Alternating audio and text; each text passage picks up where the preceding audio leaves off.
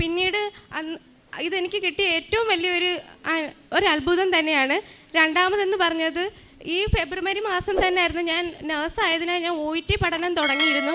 പക്ഷേ ഹസ്ബൻഡിന് ഇങ്ങനെ ഒരു ആക്സിഡൻ്റ് ആയതുകൊണ്ട് എനിക്കത് പൂർത്തീകരിക്കാൻ സാധിച്ചില്ല. ഇതിൻ്റെ സെക്കൻഡ് അറ്റംപ്റ്റ് ആയിരുന്നു. ഞാൻ ഒക്ടോബർ 14-ന് വന്ന് ഒക്ടോബർ 4-ന് ഇവിടെ വന്ന്, പക്ഷേ ആൾ കാരണം എനിക്ക് ഉടമ്പടി എടുക്കാൻ കഴിഞ്ഞില്ല. ഒക്ടോബർ 22-ന് ഞാൻ എൻ്റെ എക്സാം ഡേറ്റ് എടുത്തിരുന്നു. 14-ന് അഗൈൻ ഞാൻ ഇവിടെ വന്നു. ഞാൻ പ്രാർത്ഥിച്ചു. ഉടമ്പടി നിബന്ധനകളെല്ലാം കൃത്യമായും പ്രാർത്ഥിച്ചു.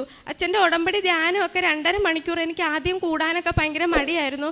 പക്ഷേ പിന്നീട് അത് ഓരോ ആഴ്ച കൂടുന്തോറും എനിക്ക് ഓരോരോ ബോധ്യങ്ങളായിരുന്നു അതുവഴി കിട്ടുന്നത്. പിന്നെ ഞാൻ ധ്യാനത്തിലോട്ട് ഒരു അഡിക്ഷൻ പോലായിരുന്നു. എനിക്ക് കൃത്യമായ എല്ലാ നിയോഗങ്ങളും പാലിച്ചു.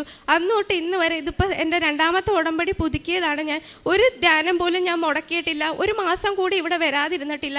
എന്നെക്കൊണ്ട് പറ്റുന്നവരെല്ലാം ഞാൻ ഇവിടെ കൊണ്ടുവന്ന് ഉടമ്പടി എടുപ്പിച്ചിട്ടുണ്ട്. എൻ്റെ കുടുംബത്തിലുള്ളവരും എൻ്റെ ഫ്രണ്ട്സും എല്ലാവരും ഇവിടെ വന്നിട്ടുണ്ട്. പിന്നെ OET എക്സാമിന് പഠിച്ചൊരുങ്ങി എക്സാം ഹാളിലോട്ട് പോയി.